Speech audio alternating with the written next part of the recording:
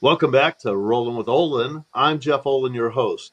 So today we have Bobby Roth. Bobby is a movie and TV writer, producer, director, and all that jazz. Welcome, Bobby. Thank you, Jeff. So, Bobby, I already know, you grew up in Los Angeles. I mean, there's a lot of info out there on you.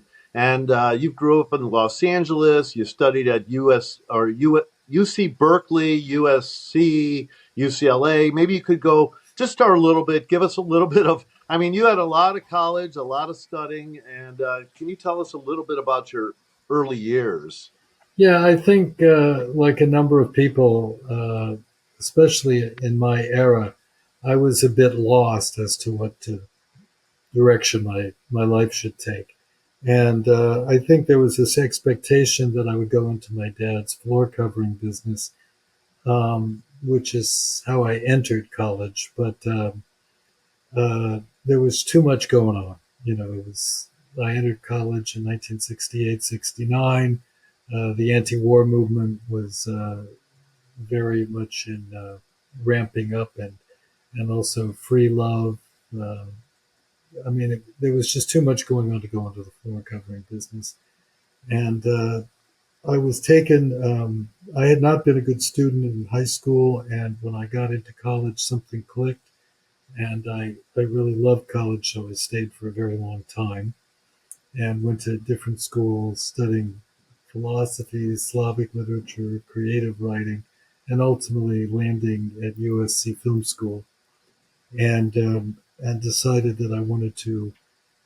Initially, I wanted to be a documentary filmmaker, and then when I transferred to UCLA and had to make a thesis film, I made my first dramatic movie and got hooked on directing actors and the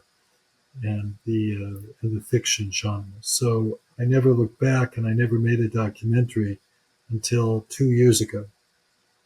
And after a lifetime doing over 150 projects in drama, I got hooked again, but this time on documentary. Well, you've done quite a lot, and we'll get into that. And you've also, I know I read somewhere that when you were in film school, you watched about 1,000 films or more. Is that Yeah, is that I correct? think that's true because I think it was about maybe more because um, it was the only way this thing didn't exist. And Yeah. so if you were going to watch, and they weren't even showing movies on our television sets really very much at that time.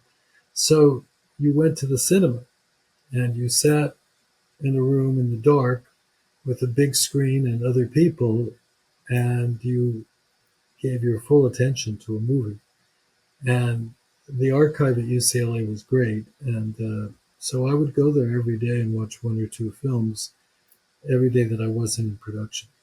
And So you would just pick out whatever you wanted from the archives, basically. no, no, no. They showed, you watched what they showed.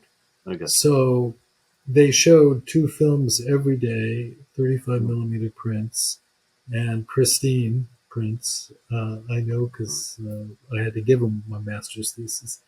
Uh, and and they were fantastic, and they were all over the place, and there were a lot of foreign films. I saw movies that today you may never have heard of, movies from Cuba, movies from Africa, movies from South America, and it was it was a great education just watching.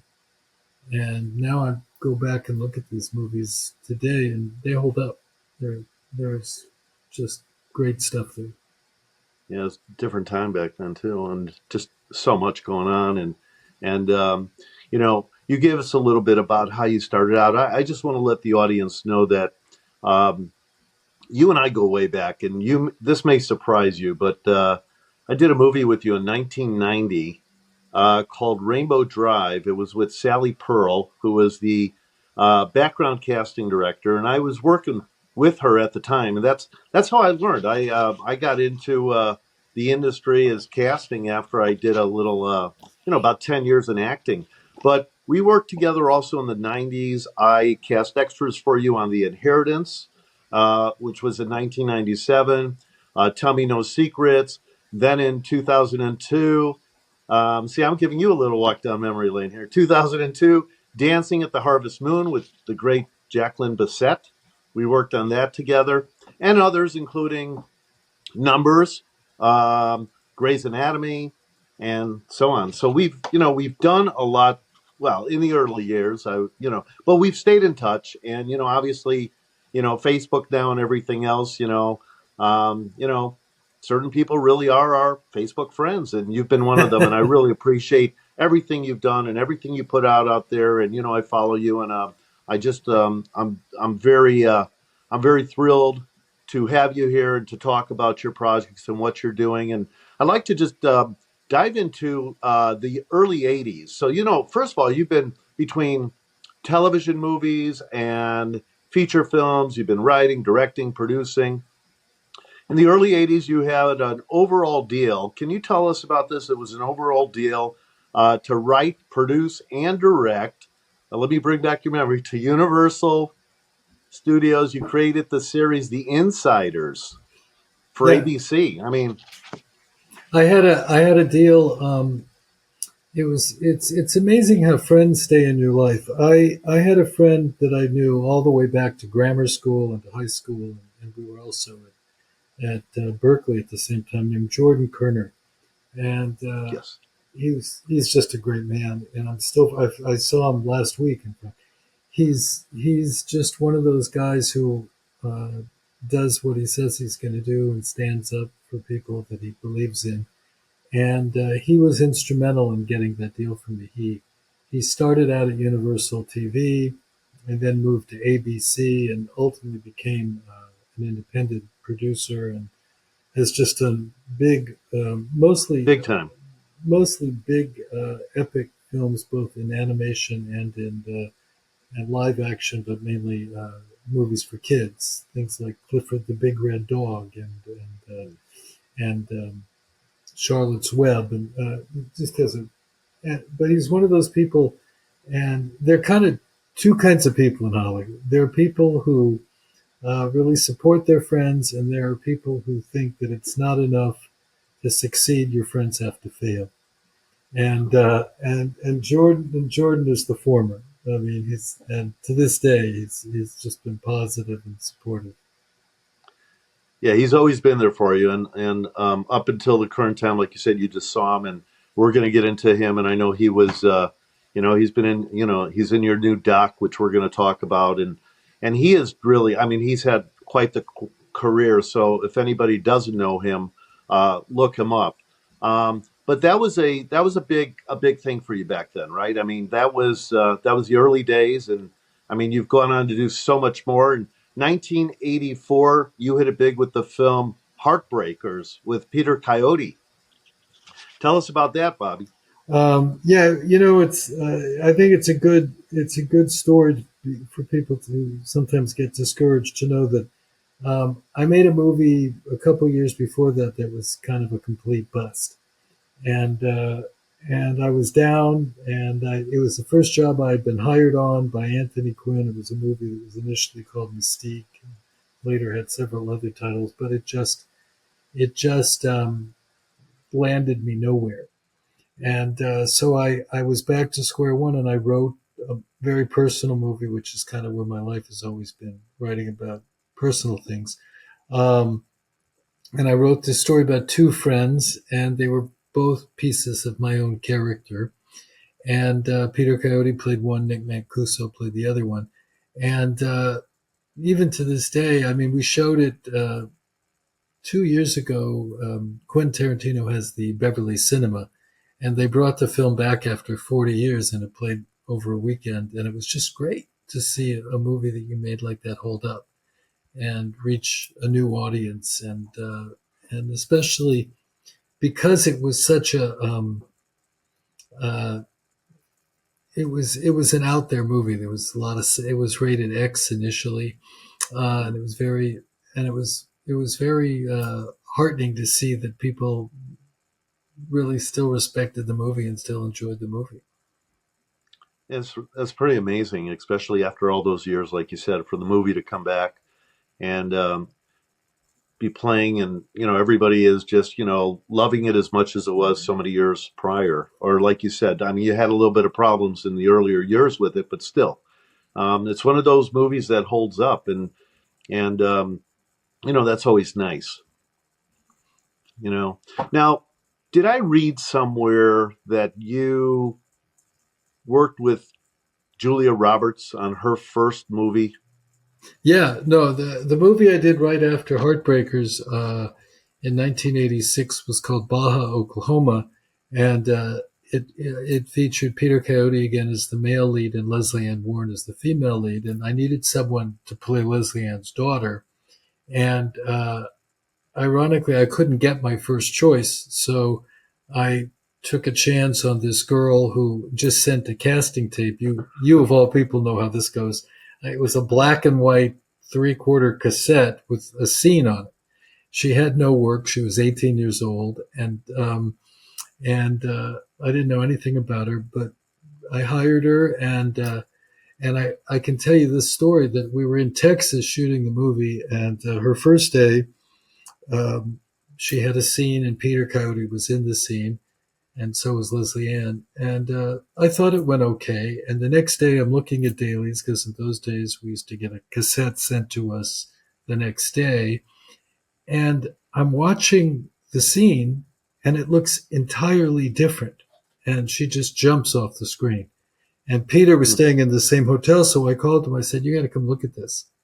And we both just stared at it in kind of amazement because it was something that until then I really hadn't quite grasped. That the camera's not fair. It doesn't like everybody the same way.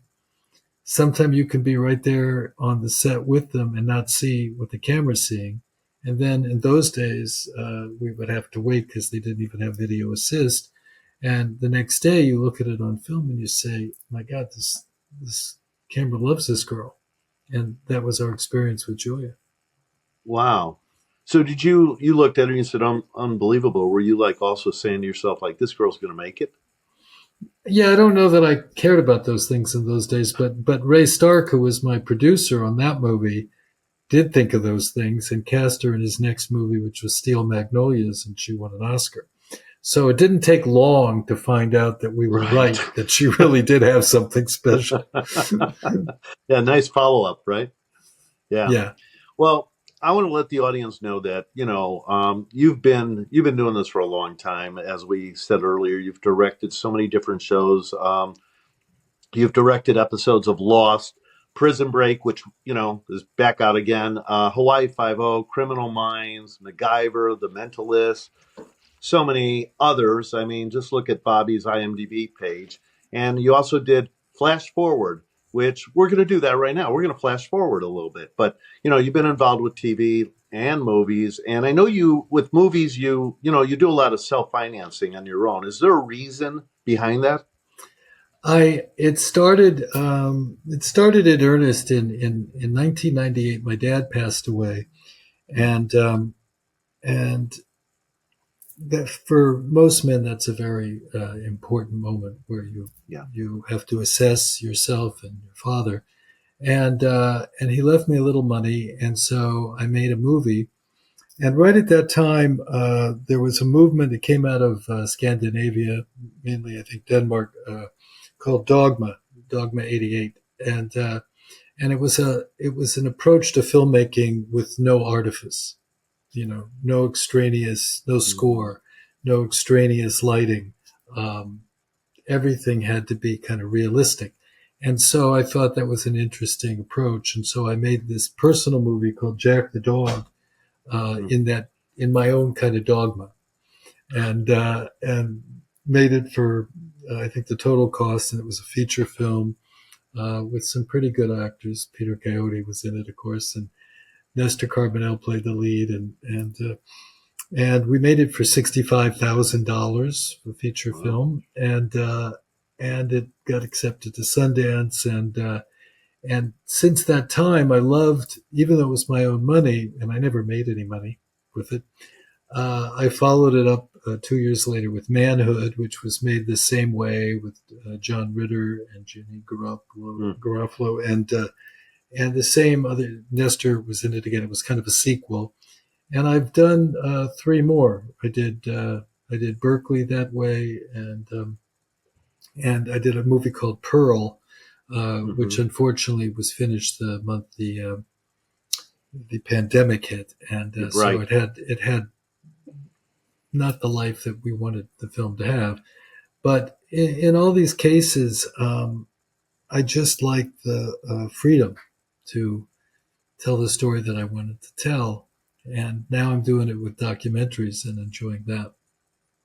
Yeah. No, that is nice because you don't really have to hear or listen to anybody, the studio bosses or anyone telling you, "Hey, Bobby, you got to do this, you got to do that." You just take it upon your own and you do Yeah, it. And you know, and you hire a lot of the same people. I know you've hired a lot, because obviously you build that rapport with people, and it's always good in the industry to to do that, especially if you know if you're successful and they're riding along. Why not bring in a lot of the same people? Um, your independent films have been exhibited at over 100 film festivals to date. So we know you've done a lot, and do you ever like say, "Oh my God, like I can't believe how much I've done"? I you know I think it's just a question of age. You know, as you get Well, older, it makes sense that there's a whole bunch of movies behind you. And I remember I had two, I had many mentors, but I had two in particular that I had a birthday party many years ago, and Irv Kirshner, who was a great independent filmmaker who went on to make The Empire Strikes Back and Never Say Never, and Bob Young, oh who was a yeah, wonderful independent filmmaker and also made a bunch of big studio movies too. They were sitting at my table at El Coyote Cafe for my birthday, and they were they had never met. They were engaged in this intense conversation. And when I said, "What are you guys talking about?" It turned out it was the future. They did not look back. They were both over 80 years old. And Bob lived to be 98. Kirsch was still talking about making new movies at 87. And I just thought, what a great way to live your life, always looking forward. And so I think that was just something that came from having mentors like that. That's how I look. I still, all I can think about is what to do next. yeah, yeah, that's true. As you were just talking, I was just thinking about something. I'm listening to you, but I'm also thinking about Pearl. Is there any way of going back and redistributing the film? Um, Like if you changed it, if you re-edited, like is it that like if you re-edited just a little bit, it becomes a new film? yeah, I don't think I would necessarily. I've seen it over the years, and I wouldn't re-edit anything. I think, though, it never. I mean, I think there is a world in which, if you're lucky, you can find another release. But you probably know this. It's a sad thing about the business right now, but people aren't going to the movies. Yeah, You know, yeah. this thing is Ugh. responsible, and between the pandemic and the kind of I don't know what to call it, the authoritarianism. the financial situation of the country. Yeah, The that's I mean, it's been so expensive to go to a movie nowadays. yeah, yeah, and so it's sad because people aren't seeing movies. I mean, I go occasionally because I'm a member of all the guilds and the academy, and it used to be that if you didn't get there on time, you didn't get in, Yeah, and there were 700-800 seats in the DGA or the Academy cinemas, and now if there's 50 people there, and these are people who can see the movie for free. It's not about the cost of the movie, and they just got out of the habit of going, and they somehow feel that staying home is preferable, and watching movies on their phones or their iPads or computers is preferable, and it's just not the same experience, and it's a shame, and I feel like it was a great art form that only lasted 100 years or whatever it is, 120 years.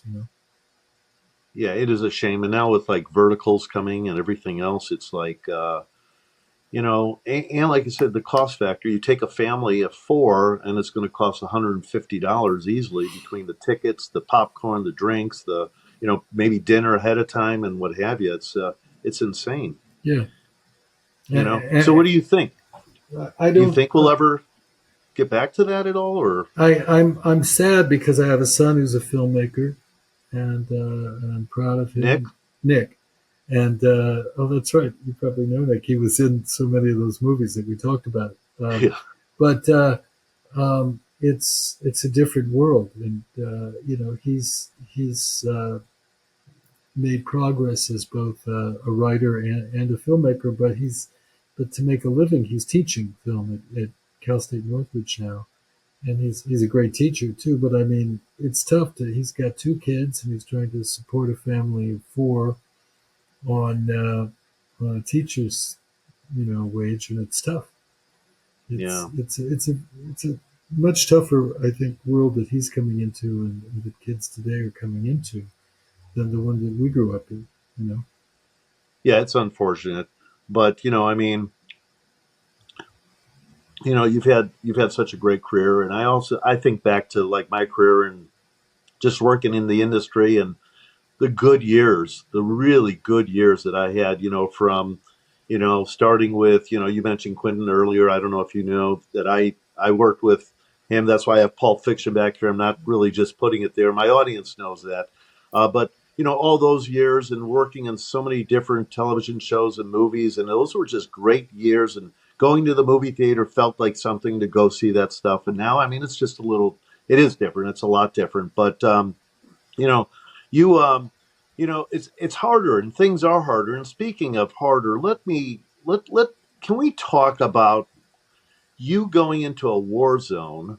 By the way, I just watched Our Ukrainian Sky, and for Oh, the great. audience, you could see this on YouTube, and I don't know where else it is, but I just watched it, and I mean, where did that all come about, and how did you like? I mean, it's incredible, and we all know what's going on over there now, and I know you did this a couple of years ago, but it's still I don't know if people could still help out. I certainly want to give out that information, but please tell us about that because it's powerful.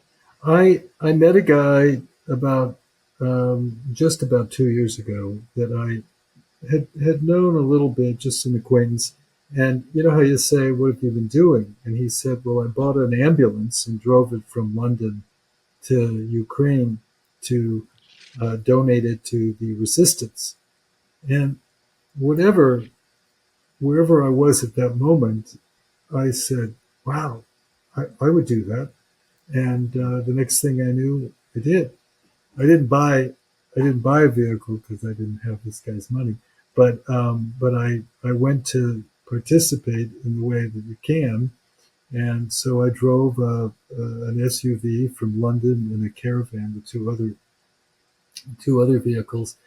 And instead of dropping it off as we initially planned in Kiev and in Lviv, we drove all the way to Kiev, which is the capital and the war zone, and I interviewed soldiers along the way, and I had a cameraman with me. We made this movie, just everybody pro bono, just everybody putting out film. Really didn't cost any money, and it was such a great experience for me to be making a movie that could really help change people's lives. And the Ukrainian people were so supportive, and so we just we hoped that movie would help them raise money, and there's a bit at the end of the film which you might have seen about how you can donate to support. They've this one group, and they were both American and British, but mostly British, and they were all lawyers, and they've delivered over 400 vehicles now Wow. uh, to and when you've seen the movie, so you know that the vehicles are used to ferry injured people in and out, um, machinery and goods. Uh, Both some have been mounted with artillery that they can participate in the war that way, but you really see that they're fighting a very different war than the Russians are. their war is based on tactics and movement, and it's amazing that they're holding up the way they have against a superpower. And personally, it breaks my heart at the thought that we have an administration now that doesn't want to support them the way they deserve to be supported after we committed to supporting them. I mean, I'll just say this one thing that I won't be political in any way except to say that these people had nuclear weapons and they put them down at the behest of the American government in exchange for protection. So this notion that Trump puts forth that he'd be doing them this great favor was part of a bargain. And, and all they wanted to do was the right thing. And so in whatever time I've got left on this planet, I intend to do the right thing. And I'm urging other people to do the right thing because it feels much better. And if you look at, and my brother-in-law, you probably know this, Jeff. You know who my Oh yeah. brother-in-law is. I mean, you can see he's out front now. He's on tour.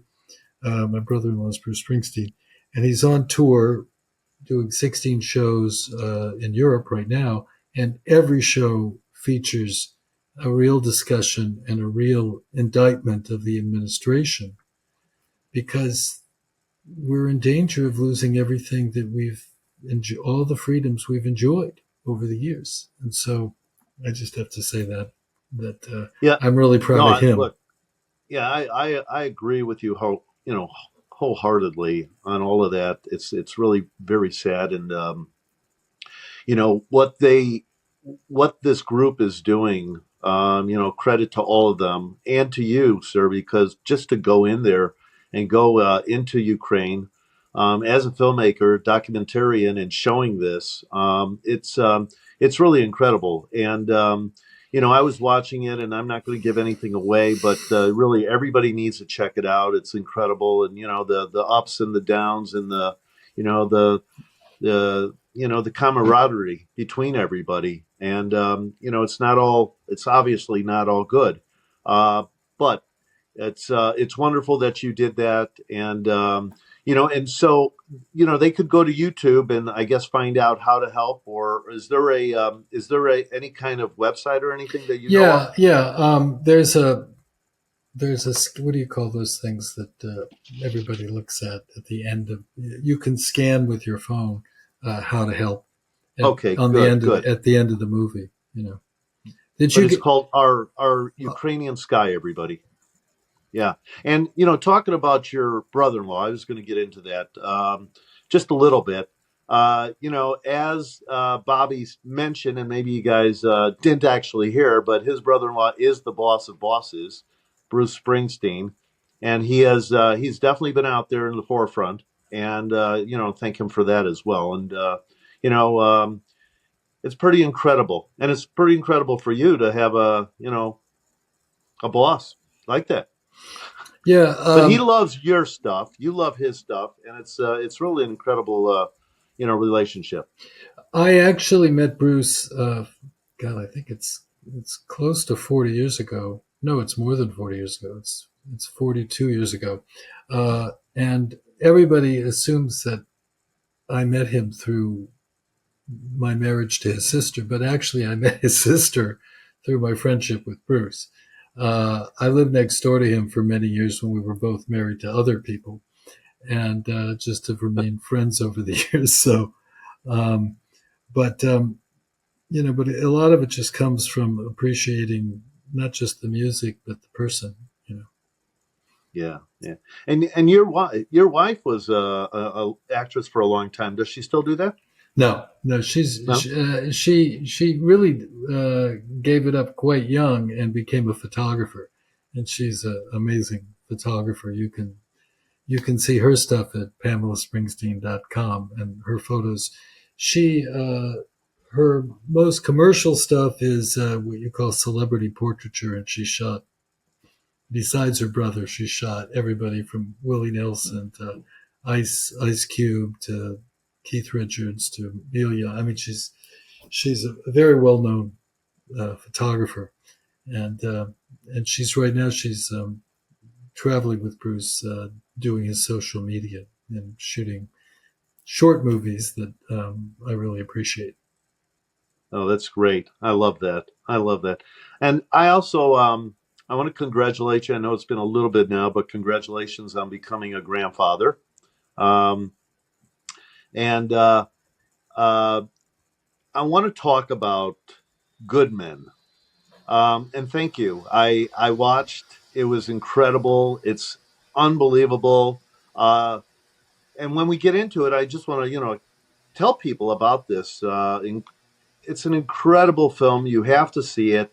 I want to ask you first, before we get all into it, what's the distribution situation with it right now? We just made a deal with a company called Quiver Distribution, Okay. and we're just. I mean, they're people I've worked with before and I trust, and a guy named Larry Greenberg, who I've known for years and years and years, who helped me. He was at Showtime, and he took Manhood and Jack the Dog, so we go back 30 years, and he loves the movie, and it's a very, as you know, kind of an unusual movie, and it's hard to say what it is, but it all did come from the birth of my grandson and me really asking the question, what sort of world is awaiting boys today?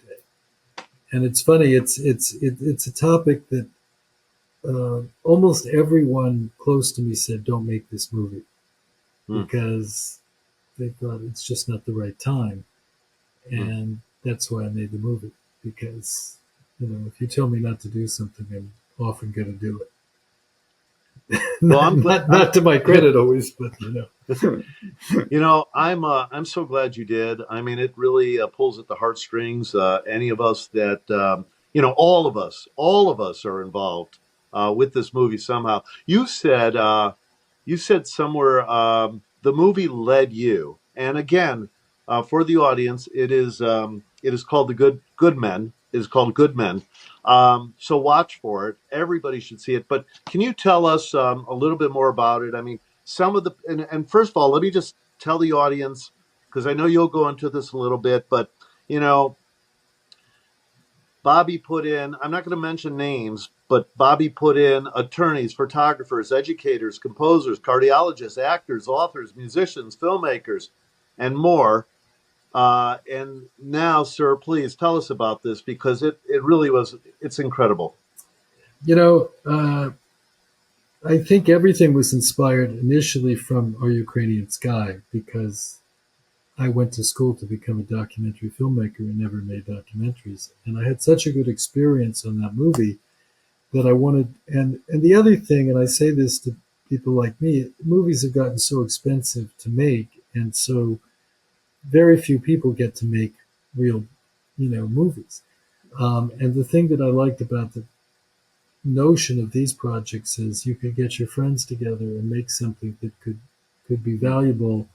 And having seen the movie on the big screen, it really plays. And it was made by just me, basically me and a few other people. I had a composer, my editor, who's also my partner. This guy Jesse Kane is amazing.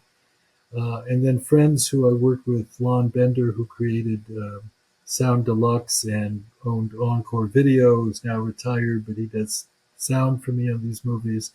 And this great composer, Paul Haslinger from Tangerine Dream, who I go all the way back to Dead Solid Perfect in 1988, and before with Heartbreakers was Tangerine Dream. And so um, I think one of the best things I can say about our business is the loyalty that people have for one another. If you treat people well, they'll be in your life forever. And Yeah. and so people, I mean, I worked with Paul the first time in 1988, and he just did the score for Good Men, in the year 2024, or 2025, I guess. Um, and uh, it was such a great experience just because I wanted to find out about myself. I wanted to find out how I became who I was and how I was raised. And I wondered how much of it was nature and how much of it was nurture. So it was me asking questions of people that I thought I knew well. Almost everyone in the movie is somebody who I have 20, 30, 40 years of history with. And every one of them surprised me. Every one of them showed me something. I mean, uh, I'd known Eric Dane a long time, and he sat down in my kitchen. He says, "Well, I guess you know, my father killed himself when I was 7," or "I didn't know," or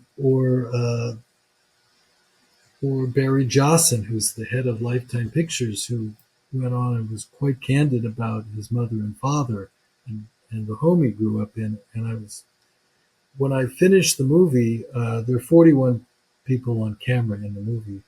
I showed it, I missed 4 of them, but 37 of them saw the movie, and not one person asked me to change anything, which Wow. was amazing because I would have. I didn't want to embarrass anybody. I did want to be intimate, but when they saw the intimacy of the movie, like Chris Mulkey has been my great friend and an actor I've worked with over the years. I'm sure you know Chris, and just the way he talked about his wife who passed away. Hmm. I That mean, was incredible. yeah, I wasn't prepared for that, and but that's something that I found out that I love about making movies this way. If you can get a real intimacy, the camera will see it. Um, the hard thing is to push aside all the extraneous stuff that came from working with crews of 100, 150 people. And just all these movies now that I'm making are just either me and one other person. My son is helping me on this movie that I'm doing right now. And it's great. And these are people, the new movie that I'm working on, which I don't know if you're interested or not, but Of course. uh, But I don't want to, of course I'm I interested. don't want to get away from Good Men. Anything you have to say about Good Men, but it came from Good Men. It was spawned by this, and it's the same method of working. That it's very. I'm trying to get a certain kind of intimacy on film that I saw growing up that only John Cassavetes was getting when I was a kid. Mm. Or a Yeah. few other people who were really making like the Dogma films. Just they were really trying to use cinema to get to a certain truth that is hard to get to in Hollywood movies because there's so much artifice. And so these are people who tried to strip it away, and that's what I've tried to do. And but also keeping the part of cinema that we all love, which is it's got to be the people have to be like Julia Roberts. They have to have magic. Yeah. They have to be able to get to a truth. They have to. The camera has to like them, which is just not fair, but that's the way it goes. You know, and and so that's what I began to explore with both Our Ukrainian Sky and then more so in Good Men. Yeah. Well, look, it was incredible. It was incredible to watch. And you talk about Eric Dane, and I know Eric from Grey's Anatomy as well. And um, you know that story you told is just one part, one layer. I mean, that whole heroin thing and everything else, and we won't give it all. But that's something. And seeing him tell that story, and seeing everybody else, and you have him, and you have Peter Coyote, and you have Henry Winkler, and John Cho, and Hawk Koch, which anybody who has been in the industry as long as I have, I won't say you, but us, we know who he is, and Michael Mann, and Robert Patrick, and their stories are, I mean, yeah, I was moved by so many of them, and it's incredible. And there's rabbis in it as well, and I mean, it's just, it's an incredible documentary. So, congratulations on that. I want to know, like, how did you shoot it? Because I know, you traveled all over the world for that, and it was just a couple of you. So, what were you shooting it on? Because I mean, No, in between the, that movie, there were not a couple. There was just me. oh, just you. I, Okay. I, I had no crew on Good So Men. your son didn't even go with you. No, no. Well, but I mean, most of it was shot in L.A. But I went up north to shoot Peter Coyote and Rob Nielsen. I went to Montreal to shoot Denny Arcand. I shot Jack Barron in New York City. Um, I think that was mainly my travels. And then I went to Europe, but I shot Tony Watts in London.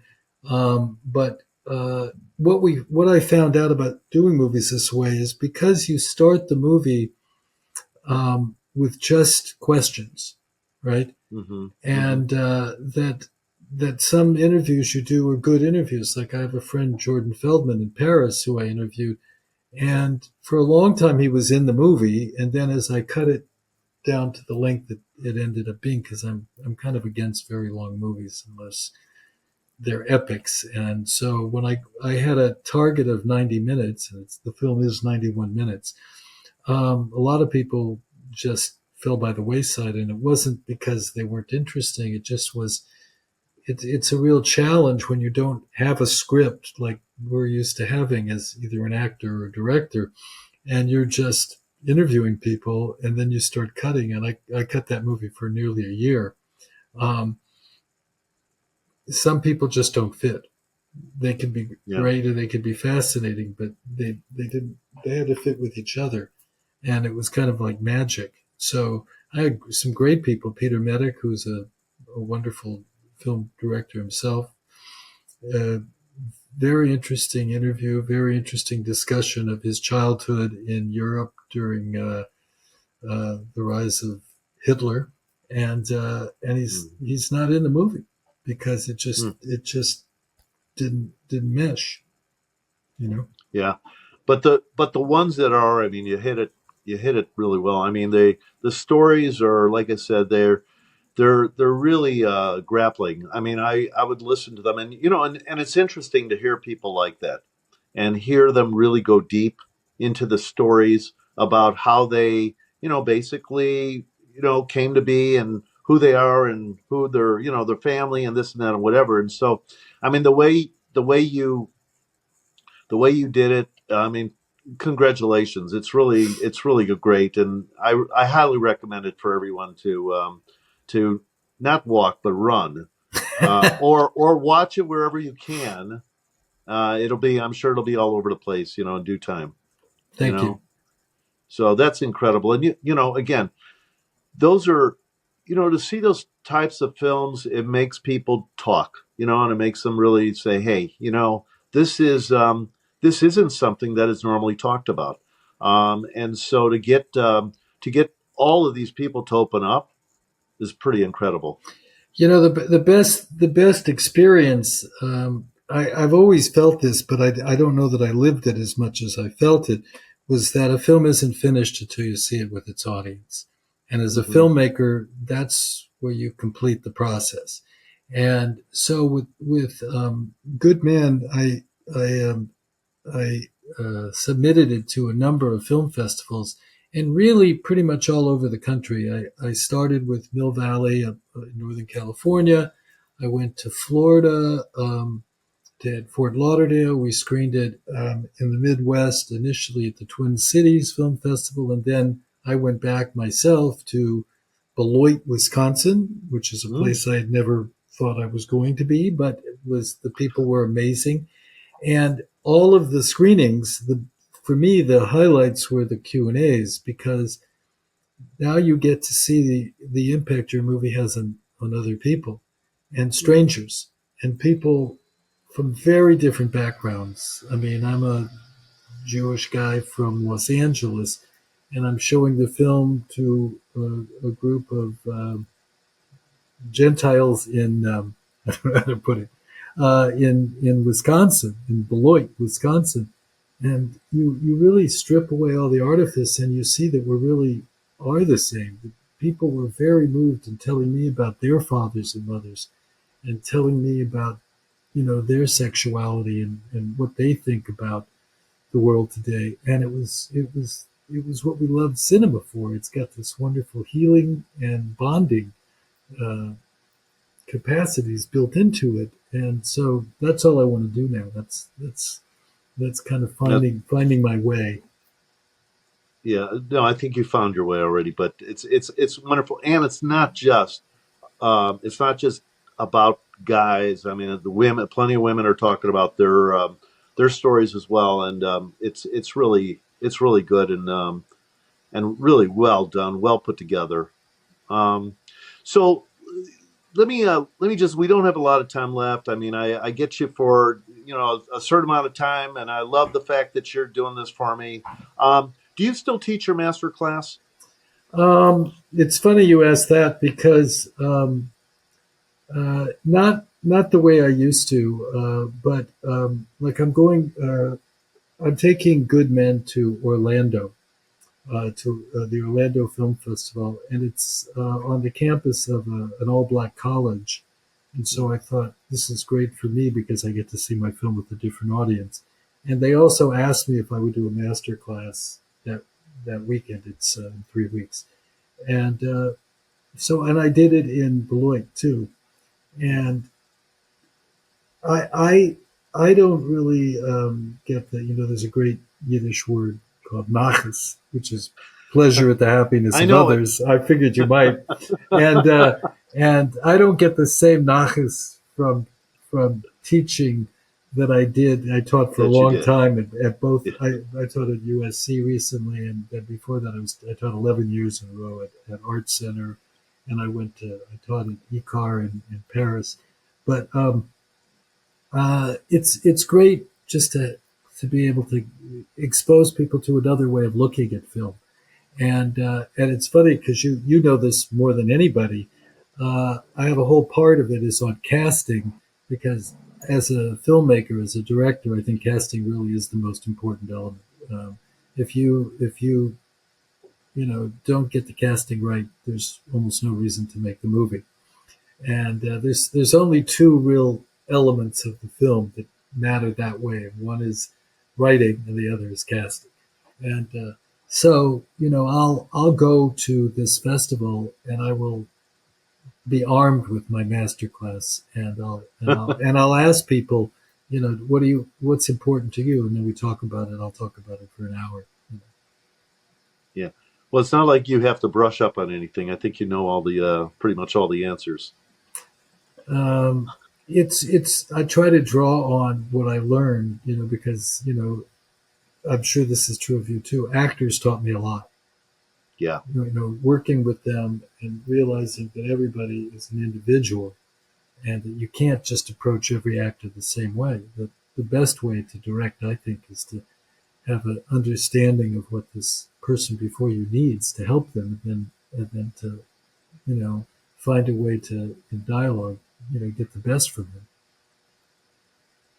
Yeah, you're right. You're right. Well, speaking of learning, what have you learned about filmmaking now that you wish you would have known, let's say, 30 years ago? It's funny. I'm going to answer this the way my characters in Good Men answered it, and that is that I don't know that I'd want to do something different because like Peter Coyote says in the movie, the mistakes I made taught me things that have made me who I am. Yeah. But the one thing that's become true more recently, I mean, not become true, but I've become aware of as a truth, is that everybody really is different. This notion that we're all the same, we have to look at ourselves, both for the things we have in common, but also it's good.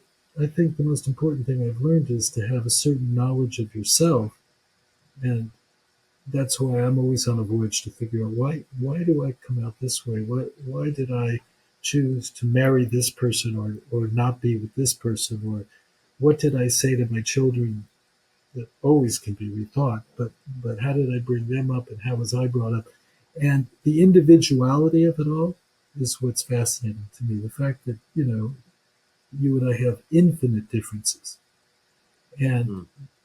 the understanding of that can make us connect better as friends, and people who are also bringing up kids. Yeah. Well, you love what you do, and that's what's important. Where do you think our industry is heading, Bobby? I mean, with the AI and all that stuff. I mean, and what's happening now, and we know. I mean, you don't have to live under a rock to know that things are different. Things have changed. I mean, like you said, from the pandemic to the strikes to the fires here in LA to everything. I mean, what's your thoughts on it? Um, I just think it's really rough, and uh, I can easily see how people feel like filmmaking and films as we know them are over. Um, I don't want to go to that place yet. I still I love it. I still love the experience. There's nothing better than sitting for 2 hours of a great film and just losing yourself in that visual and sound landscape. So I hope people will continue to make movies. Um, I've never been somebody that liked these giant blockbusting action movies that spawn these franchises. I know that unfortunately the growth of capital is towards monopoly, and so they would rather make fewer completely successful financially movies that may not be as challenging or as interesting, as art. And that's always been the struggle between art and commerce in filmmaking. And I hope there's still a place for people making small movies, personal movies, intimate movies. And I think just as a part of it all, I think that that's going to continue because there's those of us that's all we want to do. Right. More people are making movies on cell phones. More people are making, just independent. Either if they're financing themselves or getting together with a group of people. It's you know, so it's not like you haven't given some great advice already. But what advice or encouragement, especially now, would you give to anyone who perhaps wanted to become a director? Um, I mean, it's not really a secret, but it's something that I've noticed in everybody that I admire as an artist, both in music and other art forms as well as cinema. It's just work as hard as you can. I mean, there's no other recipe that's as surefire. Is that the harder you work, the better the results. You know, and don't go into this business thinking that it's going to be just fun because it's. I mean, the most of the people I find successful are they would say yes, it has been fun, but it's been incredibly difficult. And you have to, and it's funny. I was because in the new movie that I've just started working on, I'm interviewing people that I don't know, and I'm interviewing some really fantastic people who, and the whole point of that movie is to find people who are really trying to do the right thing in life. And they work, everybody who's good works incredibly hard. And I know that a little about you, Jeff, that I remember, not as specifically as you do, but I remember working with you. And I never had a sense that I couldn't ask you for anything. And That you you and you just still to this day can. you just want it to be as good as possible. That's great. If I can help you. I probably will. You know this about me. It's my if there's one thing you can say about me is I'm not afraid to ask for help. Yeah, yeah. Well, I want you to know I'm always here for you, and you've done so much, and we're just happy to have you on, Bobby. And you know, uh, we talk about independent films, and we don't want it to go unsaid that you were the first co-chair of the DGA Independent Film Committee. Come on, Wow, we can't forget about that one. that's got to be 40 years ago. No, that wasn't that long ago. Maybe it was 30 years ago. Well, it's crazy, and we all know time flies by, and you got to make the best of it. I've been in the industry 42 years. You've been in it a little bit longer than I have, but we've all been there. So before we wrap up, and I know you work with Nick, your son, who's a filmmaker. What how can people give info, give some info out for everything you're doing now, and then what you're doing next, and Oh, thanks. No, I just I want to continue in the vein of Good Men and Our Ukrainian Sky, and I'm doing a movie that as yet has no title, but I really feel I, everybody has been asking me because of the uh, extreme political situation that exists in our country and in the world. What can we do? What can we do to support democracy, uh, to kind of fight the good fight. And so I thought, well, these are my skills.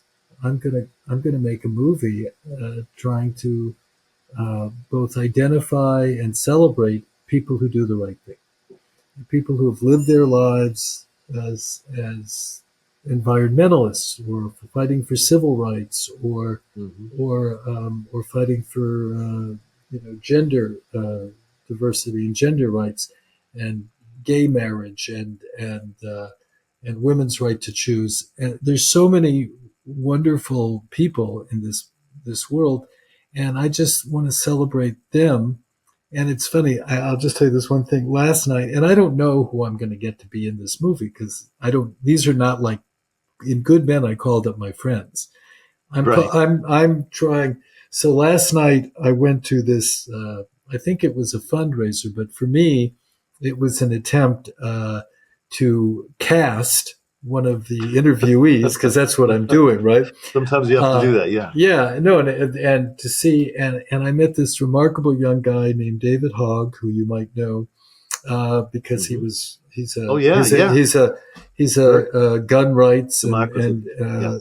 advocate, and he's also very much believes in the Democratic Party. And I just went and it's like being a kid in school. It's like he doesn't know me.